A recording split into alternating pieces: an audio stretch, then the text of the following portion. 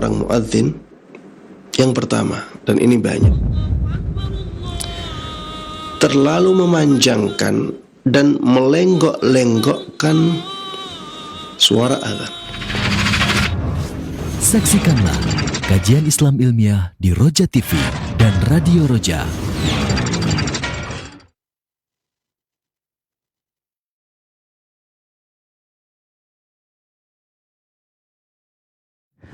Assalamualaikum warahmatullahi wabarakatuh. Alhamdulillah wassalatu wassalamu ala Rasulillah wa ala alihi wa sahbihi wa mawala.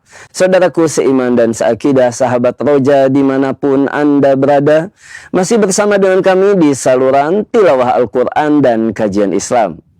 Dan di kesempatan pagi hari ini kembali kami hadirkan kajian ilmiah yang kali ini kami pancar luaskan langsung dari kota Kudus bersama Ustaz Dr. Musyafa Ad-Darini Hafizahullah Ta'ala. Saudaraku seiman dan seakidah, kita kembali akan membahas Sahih Fikih Sunnah dengan pembahasan kita di pagi hari ini, mengkafani mayit. Saudaraku seiman dan seakidah, kami ajak Anda untuk menyimak kajian ini dan juga berpartisipasi dalam sesi tanya jawab. Anda dapat mengirimkan pertanyaan melalui pesan WhatsApp atau line telepon di nomor 021 823 6543. Baiklah, untuk selanjutnya kita akan simak nasihat dari Ustaz Dr. Musyafa Ad-Darini Hafizahullah Ta'ala. Kepada Ustaz, falyatafaddal maskura. Bismillahirrahmanirrahim. Assalamualaikum warahmatullahi wabarakatuh. Innal hamdalillah nahmaduhu wa nasta'inuhu wa nastaghfiruh wa na'udzu billahi min syururi anfusina wa min sayyiati a'malina. May yahdihillahu fala mudhillalah wa may yudlil fala hadiyalah. Wa asyhadu an la ilaha illallah wahdahu la syarika lah. Wa asyhadu anna Muhammadan abduhu wa rasuluh.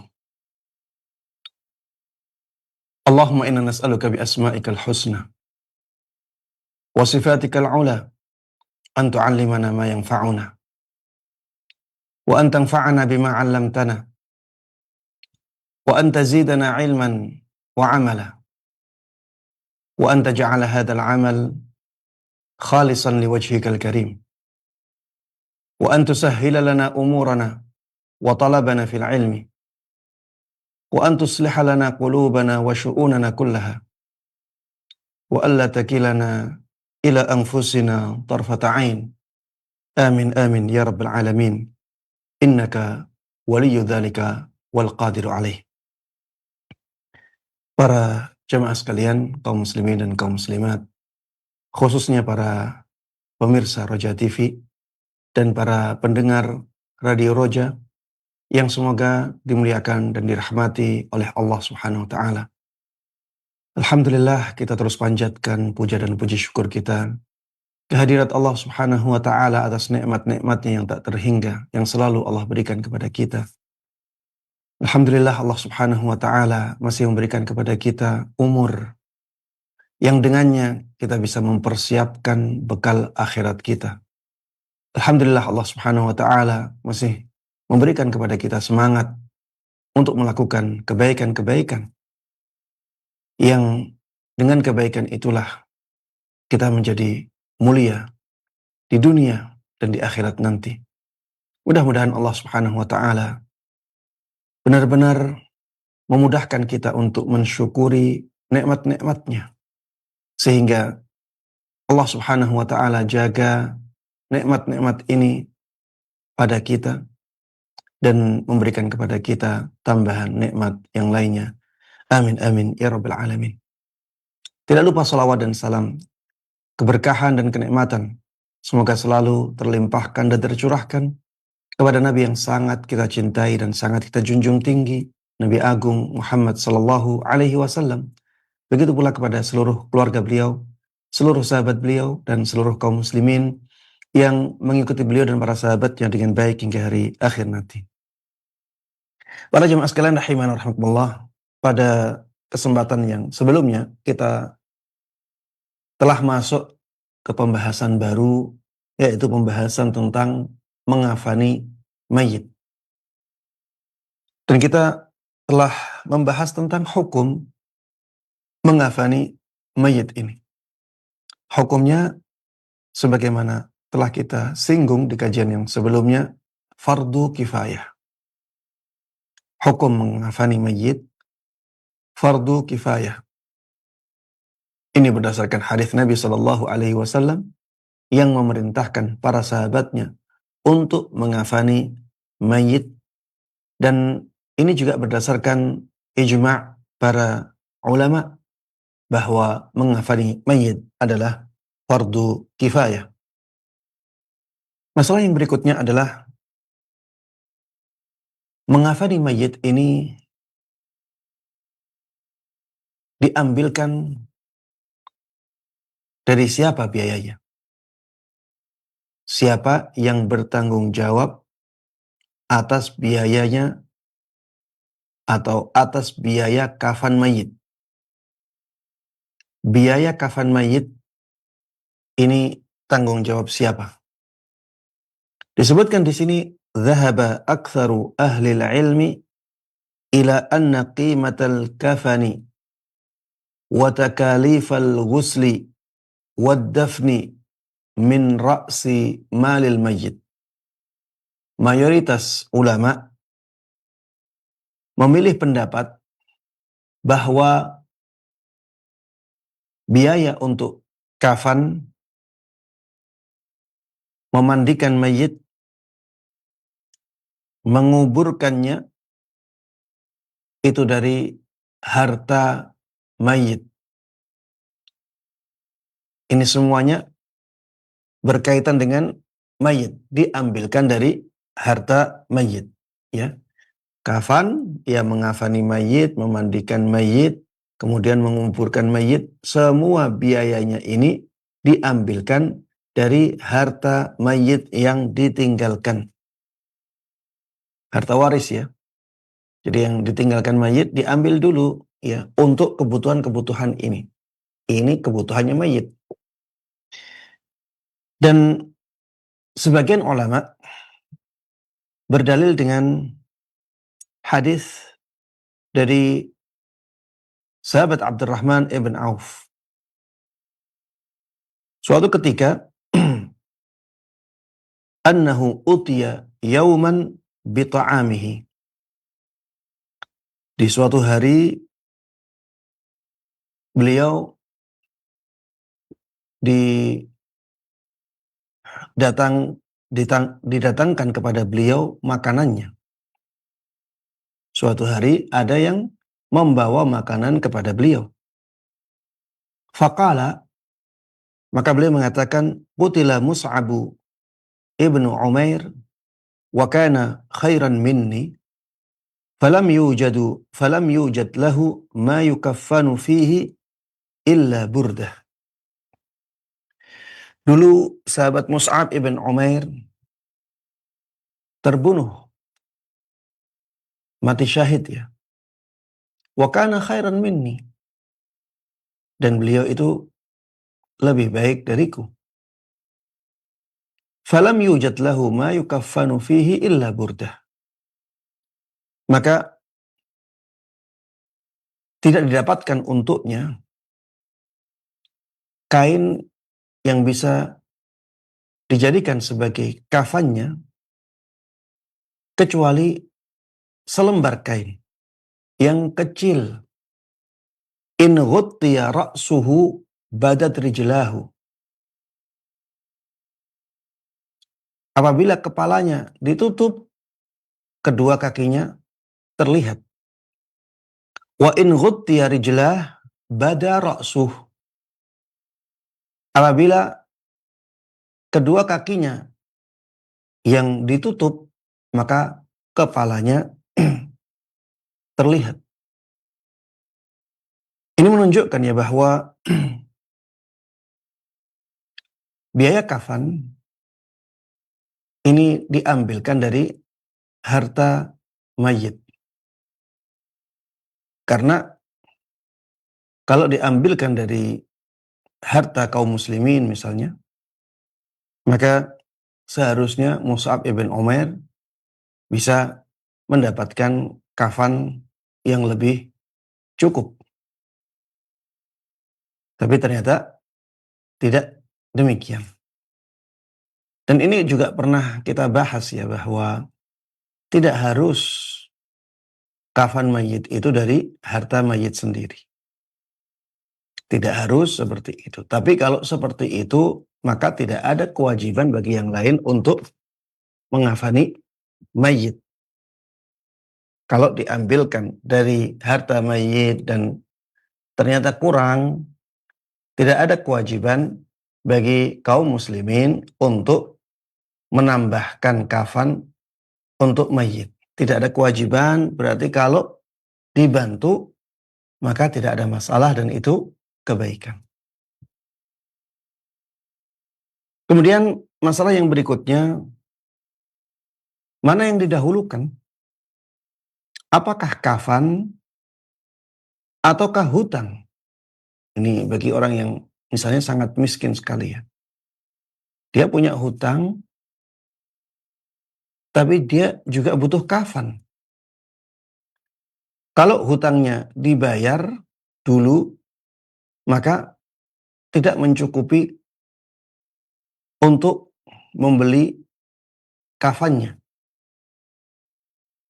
Kalau kafannya dibelikan dari hartanya, maka hutangnya tidak bisa terbayar semuanya. Mana yang lebih didahulukan? Apakah kafan ataukah hutang? Di sini ada perbedaan pendapat di kalangan para ulama. Ibnu Hazm rahimahullah, beliau mendahulukan hutang. Beliau mendahulukan hutang. Jadi kalau misalnya orangnya miskin sekali, dalam keadaan dia meninggalkan hutang, kalau hutangnya dibayar, maka dia tidak bisa menyediakan kafannya, maka tetap yang didahulukan adalah hutangnya. Beliau mengatakan, li'anna Allah Ta'ala, ya beliau alasan atau dalil Ibn Hazm, li'anna Allah Ta'ala lam yaj'al mirathan wala wasiyatan illa fi ma yakhlufuhu al-mar'u ba'da dainihi. Karena Allah Subhanahu wa Ta'ala tidak menjadikan harta waris dan wasiat kecuali pada harta yang ditinggalkan oleh seseorang setelah hutangnya. Fasahha anna ad-daina muqaddam.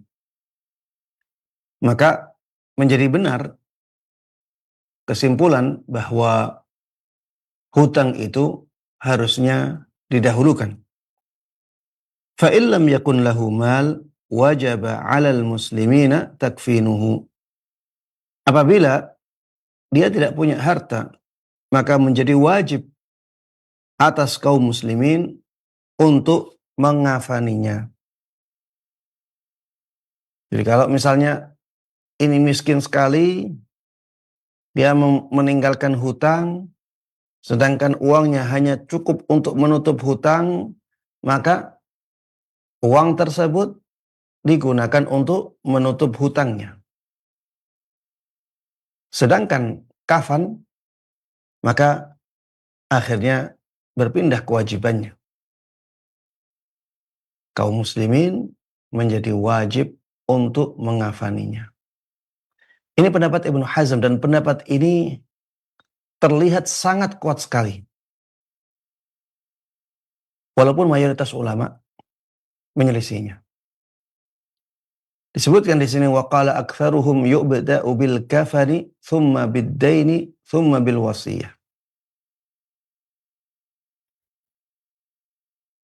Yang lebih didahulukan adalah kebutuhan untuk kafan. kemudian kebutuhan untuk nutup hutang, kemudian kebutuhan untuk wasiat.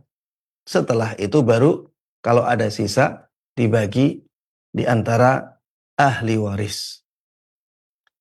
Ini pendapat mayoritas ulama. Wallahu ta'ala alam, ana melihat ya pendapatnya Ibnu Hazm lebih kuat. Kenapa? Karena kebutuhan kafan itu sangat ringan apabila dibebankan kepada kaum muslimin.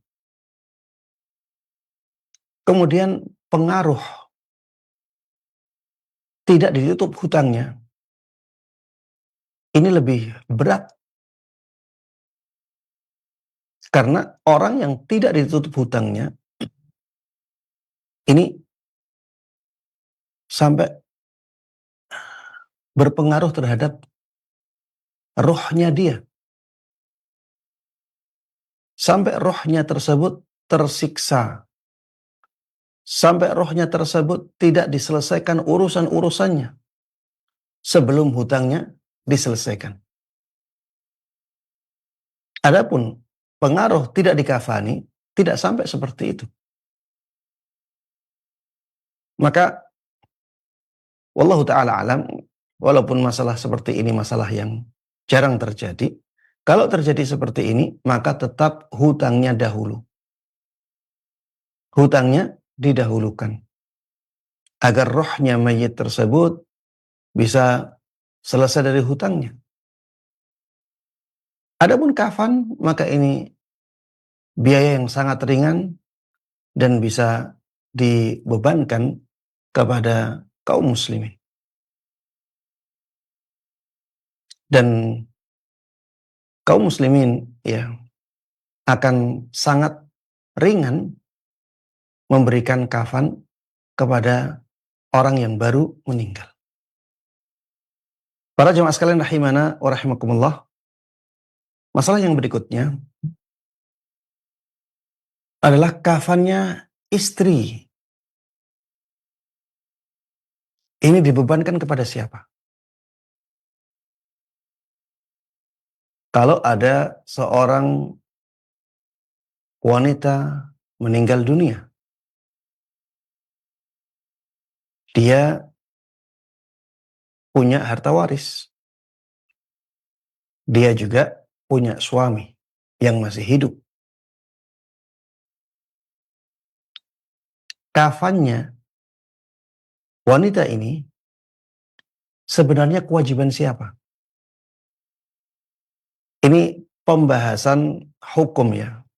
Di sini kita tidak bahas mosok suaminya nggak mau ngasih kafannya istrinya. Pembahasannya bukan di situ. Tapi kita ingin tahu ini kewajiban siapa. Adapun nanti seorang suami memberikan biaya untuk mengafani istrinya maka tidak masalah. Atau misalnya orang tua istri menyiapkan kafan anaknya atau putrinya tidak ada masalah.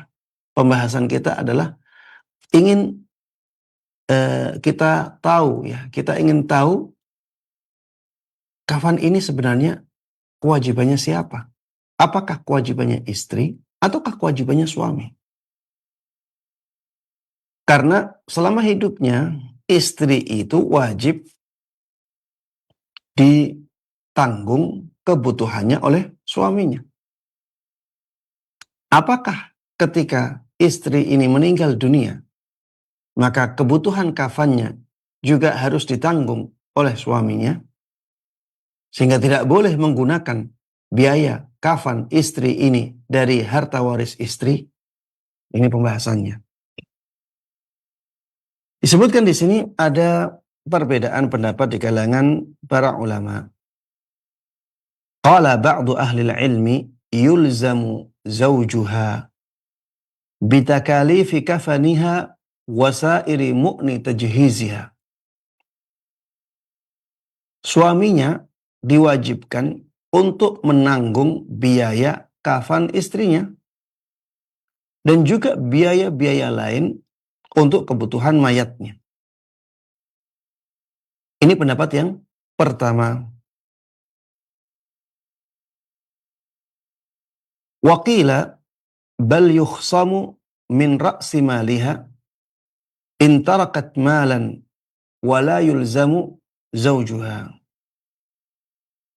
Ada yang mengatakan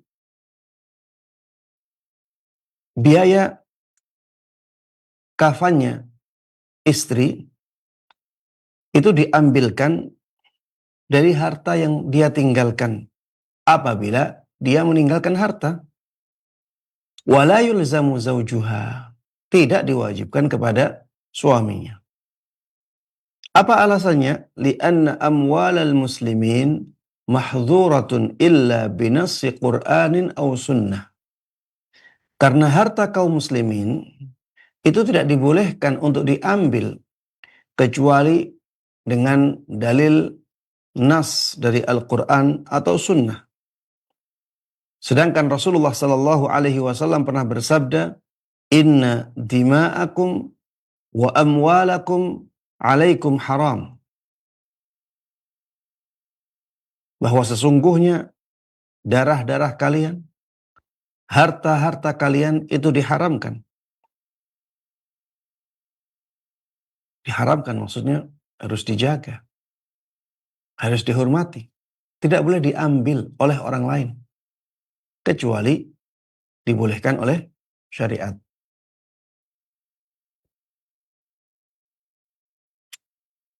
Atau dibolehkan oleh dirinya sendiri, ya, orang yang memilikinya. Jadi harta kaum muslimin itu harus dijaga. Harta kaum muslimin itu harus dilindungi. Tidak boleh diambil kecuali dibolehkan oleh orang yang punya atau dibolehkan oleh syariat. Wa innama aujaba ta'ala 'ala az-zawji an-nafaqata wal kiswata wal iskan. Dan yang Allah wajibkan kepada suami hanyalah memberikan nafkah, maksudnya nafkah makanan, kemudian memberikan pakaian, dan memberikan tempat tinggal. Wala yusamma fil lughah allati khatabana Allah Ta'ala biha al-kafanu kiswatan. Dan dalam bahasa Arab yang digunakan oleh Allah Subhanahu wa Ta'ala untuk menyampaikan syariatnya kepada kita, kafan disebut sebagai pakaian. Dalam bahasa Arab, kafan itu tidak disebut sebagai pakaian. Walal qabra iskana. Dan dalam bahasa Arab juga, kuburan itu tidak disebut sebagai rumah, tempat tinggal. Dalam bahasa Arab, kuburan, ya kuburan, tidak disebut sebagai tempat tinggal. Sehingga dalam pendapat ini, seorang suami tidak diwajibkan untuk membiayai kafan mayat istrinya. Juga tidak diwajibkan untuk membiayai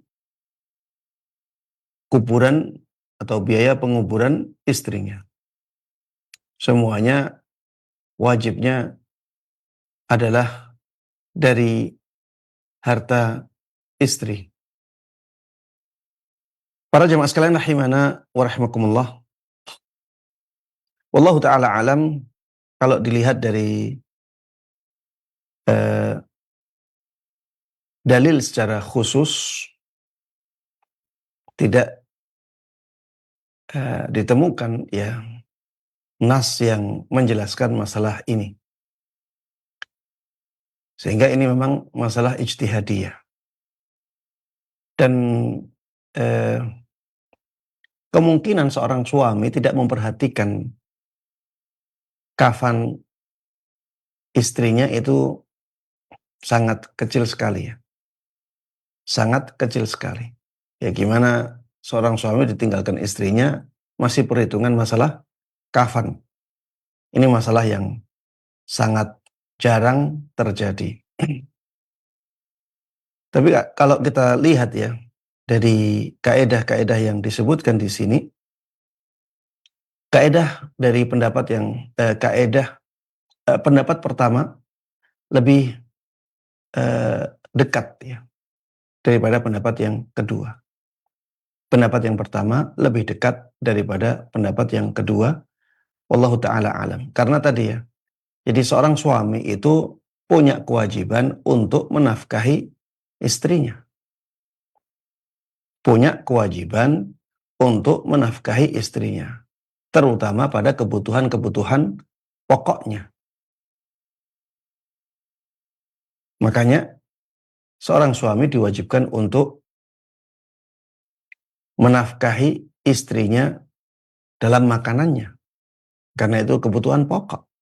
Dalam pakaiannya, karena itu kebutuhan pokok. Dalam tempat tinggalnya, karena itu kebutuhan pokok. Dan bagi mayit, kafan itu kebutuhan pokok. Bagi mayit, kafan itu kebutuhan pokok. Dan hubungan suami istri itu tidak terputus dengan kematian.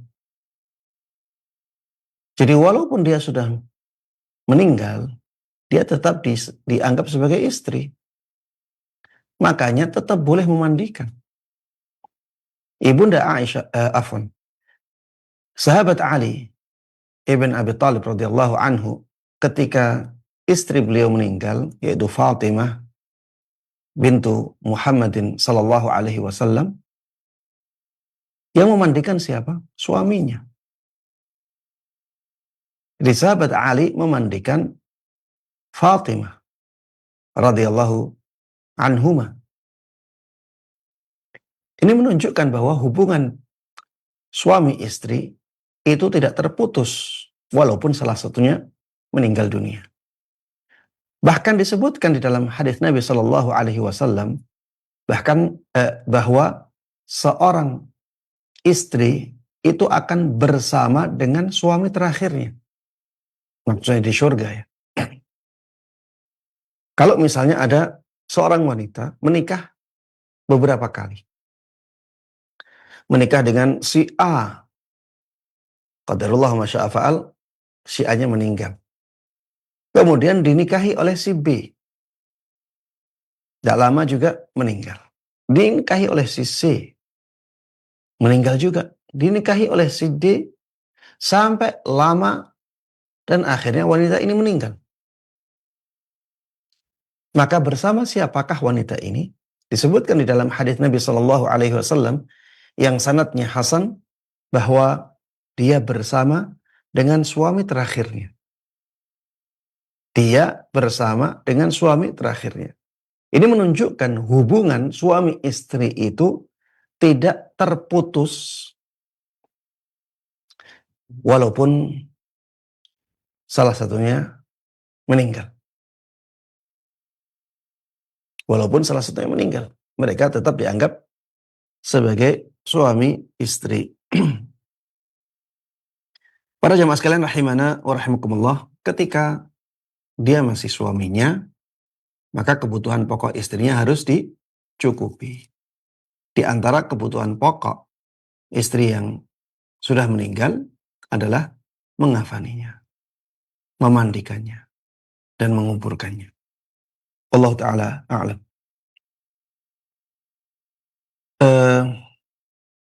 Walaupun di sini ya, yang pengarang Sahih Fiqh Sunnah, beliau menyebutkan ya bahwa pendapat yang kedua itu lebih kuat.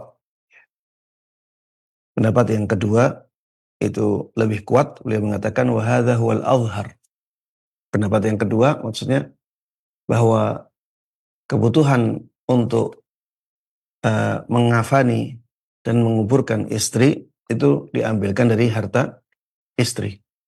Ya memang ini hukum asalnya ya, mayit itu ketika meninggalkan harta, maka kebutuhan-kebutuhan dia diambilkan dari hartanya. sebagaimana pada laki-laki. Tapi anak melihat ya ini karena ada hubungan suami istri dan istri selama hidupnya nafkahnya itu harus dicukupi oleh suaminya, maka setelah meninggal pun demikian ya. Allah Ta'ala a'lam. Yang berikutnya, bolehkah seseorang menyiapkan kafannya sebelum dia meninggal? Dan sebagian orang memang melakukan ini ya. Jadi dia membeli kain yang dia siapkan untuk kafannya nanti kalau dia meninggal. Ada juga yang menyampaikan bahwa dia melakukan hal yang seperti itu agar dia ingat mati. Itu loh kafanmu sudah disiapkan. Kamu akan mati. Kamu akan meninggalkan dunia ini. Ada yang tujuan menyiapkan kafannya karena ini. Tapi para jamaah sekalian rahimahullah, bolehkah kita menyiapkan kafan kita sebelum kita meninggal?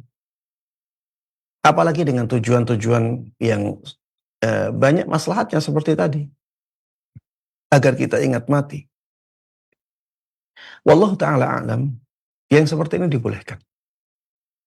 Boleh bagi kita menyiapkan kafan kematian kita. Hal ini berdasarkan hadis Nabi Sallallahu Alaihi Wasallam. Diriwayatkan dari sahabat Sahal ibn Sa'ad radhiyallahu anhu, anna imra'atan ja'atin nabiyya sallallahu alaihi wasallam bi burdatin mansujatin fiha hasyatuha. Ada seorang wanita mendatangi Nabi sallallahu alaihi wasallam dengan kain yang dia tenun sendiri dan di pinggir-pinggirnya sudah ada hiasannya. Maksudnya ini kain yang bagus ya. Kalau dipakai sudah terlihat indah. Wanita tersebut mengatakan, nasajtuha biyadi faji'tu liaksukaha. Wanita tersebut mengatakan kepada Nabi kita Muhammad sallallahu alaihi wasallam bahwa dialah ya aku yang menenun sendiri kain ini. Dan aku sekarang datang dengan kain ini untuk memberikan pakaian kepada Rasulullah sallallahu alaihi wasallam. Fa'akhadhaha an-nabiy sallallahu alaihi wasallam muhtajan ilaiha. Maka akhirnya Rasulullah sallallahu alaihi wasallam menerima hadiah itu dalam keadaan memang membutuhkan hadiah itu. Jadi subhanallah ya, Rasulullah sallallahu alaihi wasallam keadaannya sangat sederhana, sangat bersahaja, dan itu memang yang beliau inginkan. Beliau ingin hidup sederhana. Bukan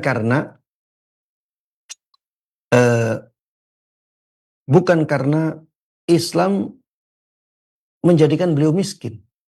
Bukan ya. Tapi karena memang beliau itu ingin hidup dalam keadaan miskin. Termasuk di antara doa yang beliau panjatkan kepada Allah Subhanahu wa taala, Allahumma ahyini miskina. Ya Allah, hidupkan aku dalam keadaan miskin. Itu yang diinginkan oleh Nabi kita Muhammad sallallahu alaihi wasallam. Dan ini menunjukkan kezuhudan beliau terhadap dunia. Dan orang yang miskin memang punya keutamaan. Ada keutamaan yang sangat besar bagi orang yang miskin. Mereka akan masuk surga lebih cepat daripada orang-orang yang kaya. Intinya Rasulullah Shallallahu Alaihi Wasallam ketika mengambil hadiah ini, beliau memang sangat membutuhkannya.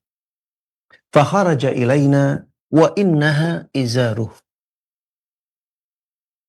Beliau setelah menerima hadiah ini masuk rumahnya, kemudian memakai kain itu sebagai sarung. Memakai kain tersebut untuk menutupi bagian bawah badan beliau. Ya, ya bahasa kita dijadikan sarung untuk menutupi bagian bawah badan beliau. Fahassanaha fulan. Maka ada seorang sahabat Nabi Shallallahu Alaihi Wasallam yang melihatnya sangat bagus sekali atau menilai pakaian itu sangat bagus sekali. Dia senang ya dengan pakaian itu. Faqala uksuniha ma ahsanaha. Orang tersebut akhirnya mengatakan kepada Rasulullah Sallallahu Alaihi Wasallam, berikan pakaian itu kepadaku untuk aku pakai. Sungguh pakaian ini sangat bagus sekali. Qala al-qaum ma ahsanta. Labisaha an-nabiy sallallahu alaihi wasallam muhtajan ilaiha thumma sa'altahu wa 'alimta annahu la yarud. Maka orang-orang yang lainnya mengingkari orang ini. Kamu itu tidak baik seperti itu. Nabi Shallallahu Alaihi Wasallam memakai pakaian itu karena sangat membutuhkannya. Kemudian malah engkau minta.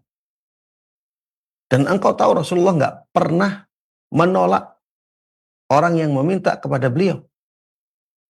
Subhanallah. Beliau dalam keadaan sangat bersahaja, dalam keadaan kekurangan, menerima hadiah memang karena membutuhkan pakaian itu, bahkan langsung dipakai, kemudian diminta oleh sebagian sahabat beliau, beliau tetap kasihkan. Dan di sini disebutkan Rasulullah tidak pernah menolak orang yang meminta. Beliau tidak pernah menolak orang yang meminta kepada beliau. Kalau beliau bisa kasihkan, beliau kasihkan. Qala inni wallahi ma sa'altuhu li'albisaha. Innama sa'altuhu litakuna kafani. Orang ini ternyata niatnya juga sangat bagus ya. Orang ini mengatakan kepada para sahabat yang mengingkari beliau dengan ya kata-kata, sungguh demi Allah, tidaklah aku meminta pakaian itu untuk aku pakai. Tapi sebenarnya aku memintanya agar pakaian itu nanti bisa menjadi kafanku. Jadi mau dia simpan. Mau dia simpan sampai akhirnya nanti bisa jadi kafannya dia. Qala Sahlun. Sahl ibn Sa'ad radhiyallahu anhu, perawi hadis ini mengatakan, fakanat kafanahu. Dan akhirnya kain itu menjadi kafannya dia. Akhirnya kain itu menjadi kafannya dia. Dan ini terjadi di zaman Nabi Shallallahu Alaihi Wasallam. Beliau tahu, tidak beliau ingkari. Ini menunjukkan bolehnya kita menyiapkan kafan-kafan kita. Tapi yang berikutnya adalah bagaimana kriteria kafan. Kita bagi pembahasan ini menjadi dua bagian. Ada kafannya jenazah laki-laki, ada kafannya jenazah perempuan. Kita bahas dulu kafan untuk jenazah laki-laki. Kafan untuk jenazah laki-laki,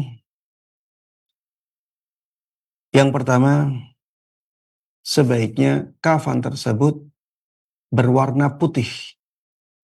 Dan ini yang banyak diterapkan oleh kaum muslimin.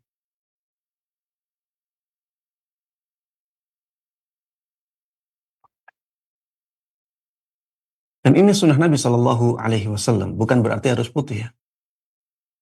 Tapi sebaiknya kafan itu berwarna putih.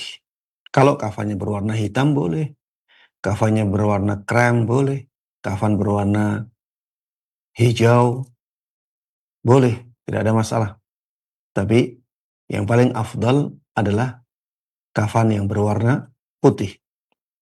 Hal ini berdasarkan hadis Nabi Shallallahu Alaihi Wasallam,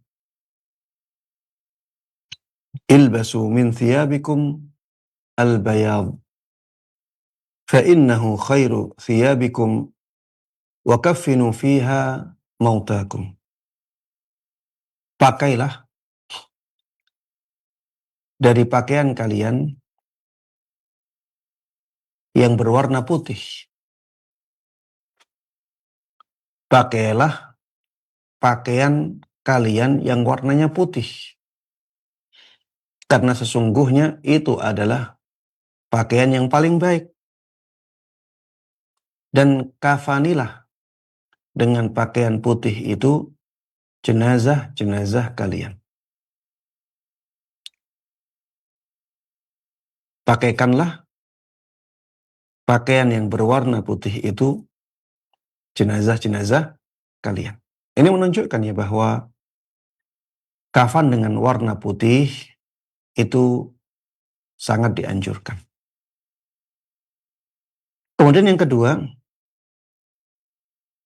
seorang laki-laki kafannya itu berlapis 3.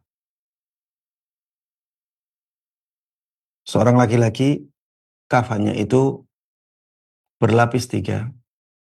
Hal ini sebagaimana hadis dari Ibunda Aisyah radhiyallahu anha, anna Rasulullah sallallahu alaihi wasallam kuffina fi 3 athwab.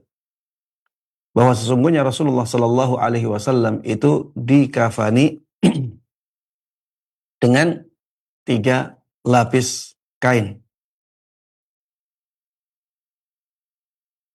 Kemudian yang ketiga, antakuna minal qutni. Sebaiknya kain kafan itu dari kain katun. Sebaiknya kain kafan itu dari kain katun. Ini juga berdasarkan hadis dari Ibunda Aisyah radhiyallahu anha, bahwa Rasulullah sallallahu alaihi wasallam dikafani dengan 3 lapis kain, disebutkan di dalam riwayat itu min kursufin, dari jenis kursuf. Kursuf ini maksudnya adalah katun ya. Min qutnin, dari katun. Kemudian yang keempat, alla yakuna fiha qamisun wala imamah. Kain kafan itu sebaiknya tidak ada gamisnya, tidak berbentuk gamis, juga tidak ada sorbannya. Jadi lembaran-lembaran kain saja, bukan seperti pakaian yang dipakai dalam keseharian. Komis itu maksudnya gamis ya. Ini ya seperti jubah. Atau misalnya pakaian kita ya, misalnya kemeja ditambah dengan celana misalnya. Sebaiknya tidak seperti itu. Jadi jadi kain untuk kafan itu ya kain.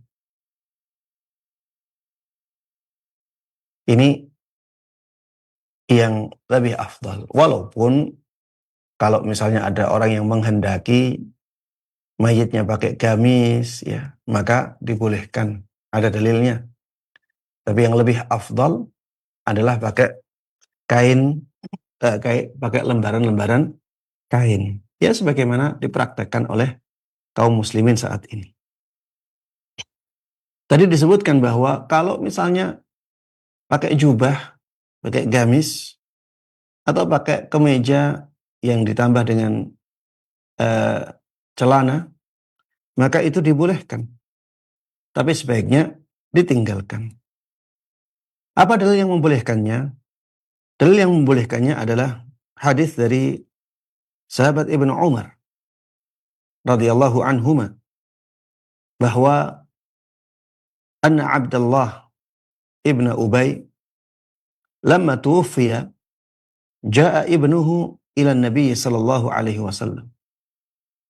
Ketika pimpinan kaum munafikin yang bernama Abdullah ibn Ubay ibn Salul mati, datang putranya yang merupakan sahabat Nabi sallallahu alaihi wasallam yang mulia yang bernama Abdullah.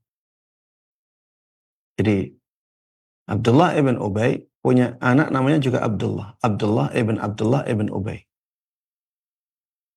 Ini datang kepada Nabi sallallahu alaihi wasallam. Kemudian anaknya ini mengatakan, "Ya Rasulullah, a'tini qamisak ukaffinuhu fih." Wahai Rasulullah sallallahu alaihi wasallam, berikan kepadaku gamismu. Aku akan mengafani ayahku dengan gamismu itu. Subhanallah, ya, anaknya Abdullah ibn Ubay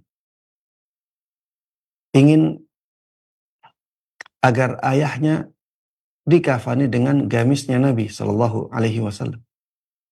Dan disanggupi oleh Nabi sallallahu alaihi wasallam, diberikan. Padahal ayahnya pemimpin kaum munafikin. Dan Rasulullah sallallahu alaihi wasallam tahu dia itu pemimpin kaum munafikin. Wa shalli alaihi wastaghfirlah. Salatilah ayahku dan mintakan dia ampunan kepada Allah. Rasulullah sallallahu alaihi wasallam sanggupi semuanya. Jadi Rasulullah kasihkan pakaiannya, ya, gamisnya untuk Abdullah ibn Ubay. Rasulullah sallallahu alaihi wasallam menyolatinya. Dan Rasulullah sallallahu alaihi wasallam memintakan ampun dia kepada Allah Subhanahu wa taala. Rasulullah lakukan semuanya. Padahal Rasulullah sallallahu alaihi wasallam tahu betapa jahatnya dia kepada Rasulullah sallallahu alaihi wasallam. Ini menunjukkan betapa pemaafnya Nabi kita Muhammad sallallahu alaihi wasallam. Dan ini menunjukkan betapa dermawannya beliau. Bajunya diminta, dikasih. Ini menunjukkan kemuliaan yang luar biasa dari Nabi kita Muhammad sallallahu alaihi wasallam. Ini juga menunjukkan betapa semangatnya Rasulullah sallallahu alaihi wasallam dalam keinginan beliau memberikan kebaikan kepada umatnya. Beliau masih menganggap ini mungkin bisa diampuni oleh Allah Subhanahu wa taala. Ini ya sebelum turun ayat wala tusalli ala ahadin minhum mata abada. Sebelum turun ayat itu.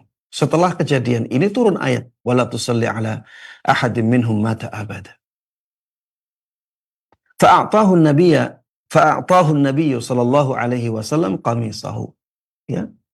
Akhirnya Rasulullah sallallahu alaihi wasallam memberikan gamisnya itu kepada anaknya Abdullah ibn Ubay ibn Salul. Rasulullah tahu itu nanti akan dijadikan sebagai kafan. Dan Rasulullah tidak ingkari. Maka ini menunjukkan boleh. Imam Syafi'i rahimahullah dalam kitab mengatakan wa in kuffina fi qamisin. Apabila jenazah dikafani dengan gamis, ju'ilal qamisu duna thiyabi wa thiyabu fawqah. Maka gamis itu dijadikan yang paling bawah. Jadi yang menempel dengan badan gamis itu. Kemudian ditutup dengan kain lagi, kemudian ditutup dengan kain lagi. Karena kan tadi kain kafan itu sebaiknya 3 lapis. Kalau misalnya dia menggunakan gamis, maka gamis yang paling bawah. Ya bukan dikasih kain kafan dulu baru gamisnya, enggak.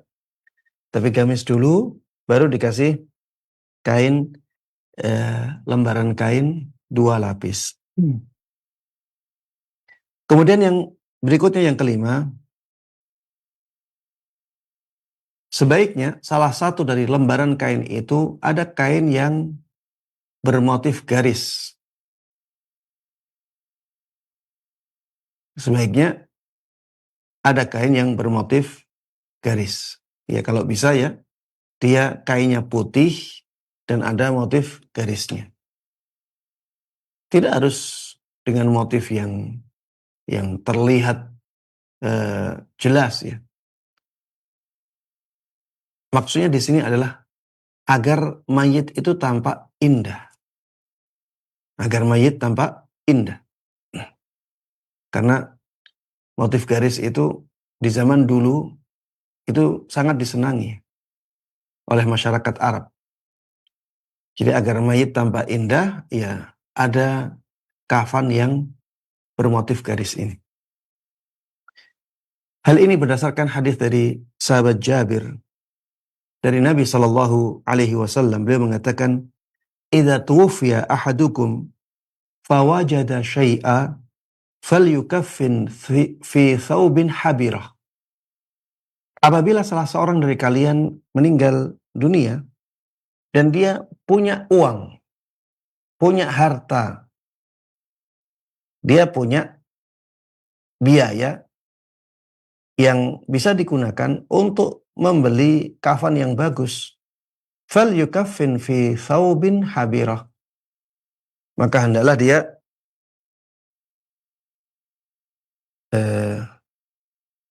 falyukaffan berarti ya. Idza tuwfiya ahadukum fawajada syai'an falyukaffan fi thawbin habirah. Maka hendaklah dia dikafani dengan kain yang ada motif garisnya. Kain yang ada motif garisnya. Yang memang ini hadis ya diperselisihkan oleh para ulama. Ada yang mengatakan hadis ini tidak kuat ya, mu'allal ya, seperti Ibnu Ma'in. Tapi ada yang mengatakan hadis ini sahih. Dan di sini disebutkan bahwa yang lebih kuat hadis ini adalah hadis yang sahih dan telah disahihkan oleh Syekh Albani rahimahullah. Yang berikutnya, yang keenam, an yutayyaba al-kafan. Jadi kafan itu sebaiknya dikasih wewangian.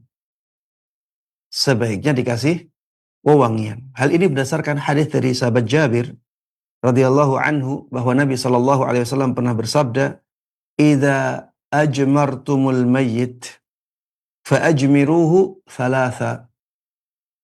Apabila kalian memberikan wewangian kepada mayit kalian, maka berikanlah wewangian itu sebanyak 3 kali. Berikanlah wewangian itu sebanyak 3 kali. Kalau misalnya kita memberikan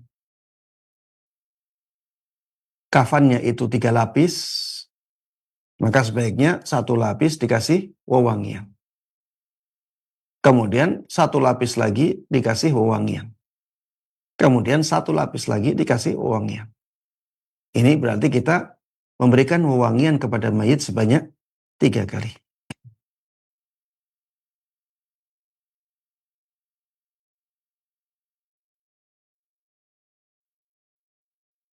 Yang berikutnya, ini yang berkaitan dengan laki-laki ya. Bagaimana yang berkaitan dengan perempuan?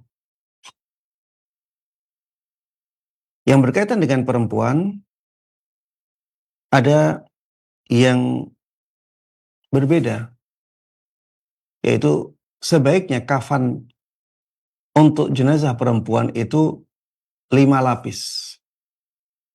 Jadi kalau yang laki-laki sebaiknya 3 lapis, yang perempuan sebaiknya 5 lapis.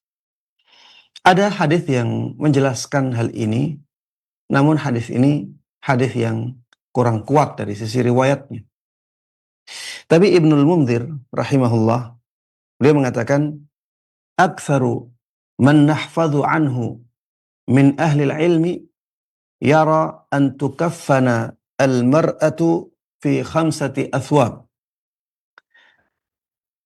Mayoritas ulama yang kami hafal perkataan mereka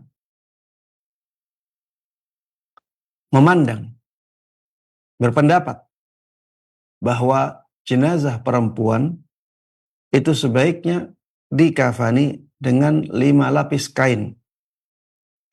Wa innama ustuhibba dhalik li'anna al-mar'ata tazidu fi hali hayatiha 'ala ar-rajuli fi as-sitr li ziyadati 'auratiha 'ala 'auratih fakadzalika ba'da al-maut.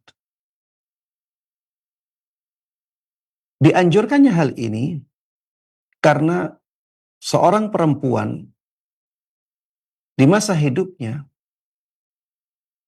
itu auratnya harus lebih tertutup daripada seorang laki-laki. Maka begitu pula setelah meninggalnya. Jadi kalau perempuan di masa hidup, ya ketika masih hidup, maka badannya lebih tertutup daripada laki-laki. Kalau laki-laki auratnya antara pusar sampai lutut. Tapi kalau perempuan, ada pendapat yang mengatakan semua badannya aurat. Tidak boleh ada yang tampak sama sekali. Ini pendapat yang pertama. Pendapat yang kedua, kecuali wajah dan telapak tangan. Pendapat yang ketiga, kecuali wajah, telapak tangan, dan kaki. Tidak ada pendapat yang lebih ringan dari itu. Ini menunjukkan ya bahwa perempuan harusnya lebih tertutup daripada laki-laki. Maka ketika meninggal pun demikian. Harusnya perempuan lebih tertutup daripada laki-laki. Makanya kafannya ditambahi. Yang asalnya bagi laki-laki itu sebaiknya 3 lapis kain, maka untuk perempuan sebaiknya 5 lapis kain. Wallahu a'lam. Kemudian setelah ini ada masalah-masalah yang berkaitan dengan mengafani mayit. Insya Allah akan kita bahas di pertemuan yang berikutnya. Demikian kajian kita pada kesempatan kali ini. Mudah-mudahan bermanfaat dan Allah berkahi. Amin amin ya rabbal alamin. Sallallahu wasallam wa baraka ala nabiyina Muhammad wa ala alihi wa sahbihi wa man tabi'ahum bi ihsanin ila yaumiddin. Walhamdulillahi rabbil alamin. Jazakallahu khairan, kami sampaikan kepada Ustaz Dr. Musyafa Ad-Darini hafizahullah ta'ala yang telah membimbing kita di kesempatan pagi hari ini dalam mengkaji tema bahasan kita, yakni mengkafani mayat. Baik, untuk selanjutnya kami undang Anda sahabat Roja dimanapun Anda berada. Anda dapat mengirimkan pertanyaan Anda melalui pesan WhatsApp ataupun secara langsung di nomor interaktif kami di 021 823 6543. Baik, kita angkat pertanyaan pertama melalui line telepon. Kami persilahkan. Iya. Assalamualaikum warahmatullahi wabarakatuh. Waalaikumsalam warahmatullahi wabarakatuh. Dengan siapa, di mana Ibu? Dengan hamba Allah di Sulawesi, Ustaz. Di Sulawesi. Baik, silakan bisa lebih diangkat suaranya Ibu. Nah, Ya, silakan. Ustaz? Apa namanya Ustaz? Saya ini mau memperjelas tentang kain kafan untuk wanita Ustaz yang 5 lapis itu. Saya punya ini istilahnya, saya hanya memperjelas Ustaz, saya bukan memperdebatkan antara dua ilmu, bukan. Jadi saya punya ini fikih jenazah karya Syekh Muhammad Nasruddin Albani. Di Mm. sini beliau menjelaskan di kitabnya bahwa laki-laki dan perempuan itu sama kafannya, sama tiga. Adapun hadis yang meriwayatkan bahwa 5 itu katanya sama sekali tidak sahih karena dalamnya ada perawinya yang apa namanya ini, yang pendapatnya Nubin Hakim al Aso apa ini Asagofi gitu Ustaz. Perawinya yang majhul menurut beliau. Nah, sehingga karena saya di sini juga sering mengkafani mayat Ustaz. Nah, saya mengambil pendapat yang ini. Saya tidak memperlakukan wanita 5 lapis, saya tetap mengambil 3 lapis. Kemudian kebiasaan orang di sini saya juga menyelisihinya karena mereka itu 5 lapis, ada ada bajunya, ada jilbabnya, bahkan ada sampai ada yang pakai kampop. Nah, sehingga pada saat penyelaksanaan jenazah ketika saya diserahkan, maka saya tetap mengambil pendapatnya Syekh Albani Ustaz. Kadang ya menurut saya pertanyaan saya Ustaz, apakah benar yang saya terapkan ini, karena terkadang ada di masyarakat itu ada selisih pendapat, tapi saya tidak mengambil pendapat beliau, pemimpin saya yang diserahkan begitu Ustaz. Baik. Assalamualaikum warahmatullahi wabarakatuh. Jazakumullah. Waalaikumsalam warahmatullahi wabarakatuh. Jazakillahu khairan untuk Ibu di Sulawesi. Tafadhol Ustaz. Ya, para jemaah sekalian rahimana warahmatullah. Ya, yang kita bahas adalah masalah apa? Masalah fikih ya. Jadi kalau ada perbedaan pendapat, ya itu hal yang biasa. Itu hal yang biasa. Jadi yang ana sampaikan adalah pendapat yang menurut ana lebih kuat ya. Pendapat yang menurut ana lebih kuat itu yang ana sampaikan. Kemudian yang ada di buku rujukan atau kitab rujukan kita juga mengatakan demikian. Jadi kalau misalnya ibu yang bertanya tadi berpegang teguh dengan pendapatnya Syekh Albani, maka tidak ada masalah. Ya, Syekh Albani juga seorang ulama besar ya. Beliau punya kitab khusus yang menjelaskan tentang jenazah. Maka silahkan mengikutinya. Ya, kita karena secara pribadi tidak memaksa orang yang mendengarkan kajian ini untuk mengikuti semua pendapat yang ana sampaikan.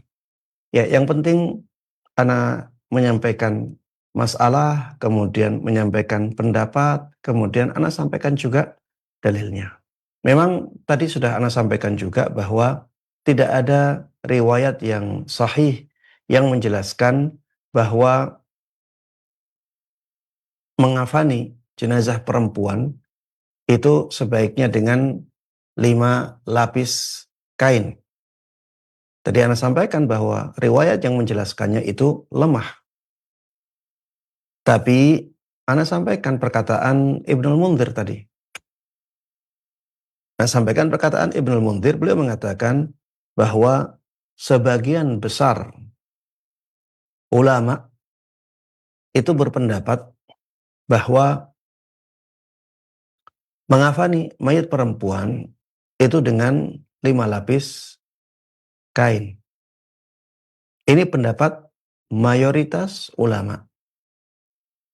Ketika dikatakan ini pendapat mayoritas ulama, itu menunjukkan memang di sana ada yang menyelisihinya, tapi lebih sedikit.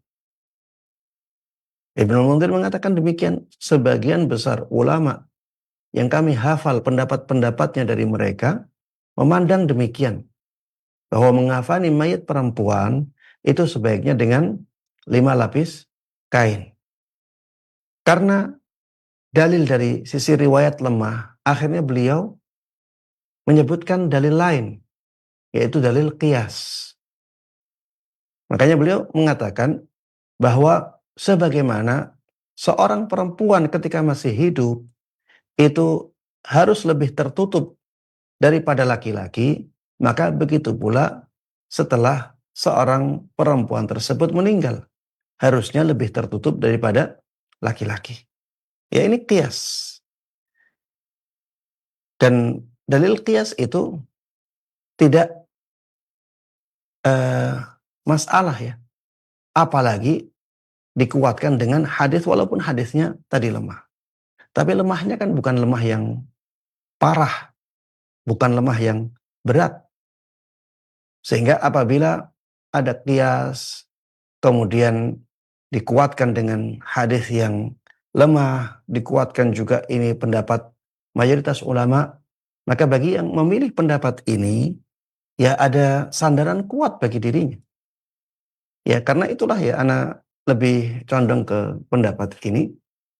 Dan apabila ada yang menyelisih, tidak ada masalah ya. Ini masalah fikih, ini masalah ijtihadiyah, ada ranah untuk berbeda pendapat ya. Ada kelapangan ya dalam berbeda pendapat dalam masalah-masalah yang seperti ini. Apabila penjelasan kita diterima, alhamdulillah. Kalau tidak diterima dan memilih pendapat yang lain, ya silahkan. Intinya kita nantinya bisa mempertanggungjawabkan apa yang kita pilih dan apa yang kita praktekkan di hadapan Allah Subhanahu wa Ta'ala. Sehingga ketika Allah bertanya, kenapa kamu melakukan seperti ini?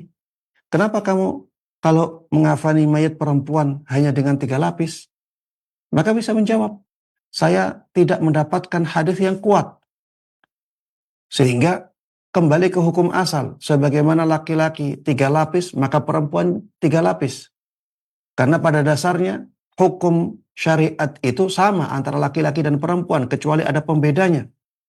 Bisa dengan jawaban itu di hadapan Allah Subhanahu wa Ta'ala. Kalau memang dalam keyakinan kita itu yang lebih mantap. Ya.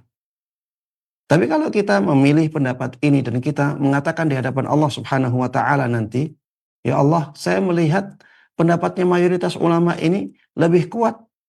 Karena sesuai dengan qiyas. Sebagaimana ketika seorang perempuan masih hidup, dia lebih tertutup, maka ketika sudah meninggal, dia harusnya juga lebih tertutup. Maka saya memilih 5 lapis kain untuk jenazah perempuan. Kalau memang yang di dalam hatinya lebih menguatkan itu, ya silahkan, tidak ada masalah. Itu nantinya akan dibenarkan, dibolehkan oleh Allah Subhanahu wa Ta'ala, menjadi hujjah bagi orang yang mengatakannya. Ya, sehingga masalah-masalah yang seperti ini ya tidak perlu besar-besarkan ya. Silahkan kita memilih pendapat yang menurut kita lebih kuat dalilnya ya. Demikian wallahu taala alam. Ana melihat ini menjadi akhir dari majelis kita pada kesempatan kali ini.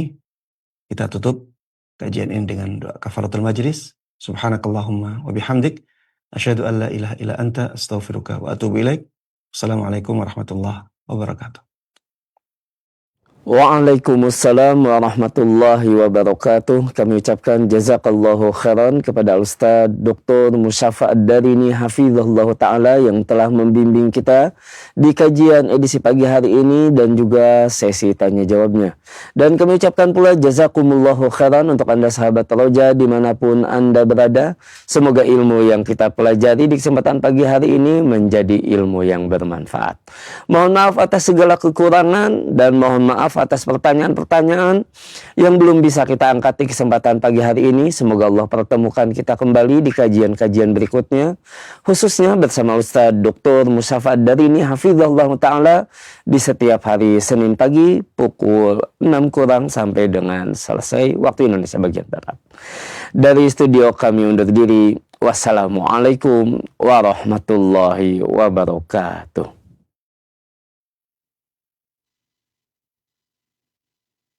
Simak Radio Roja Bogor 100.1 FM, Radio Roja Majalengka 93.1 FM, Radio Roja Palu 101,8 FM, dan Radio Roja Bandung 104.3 FM. Menebar cahaya sunnah.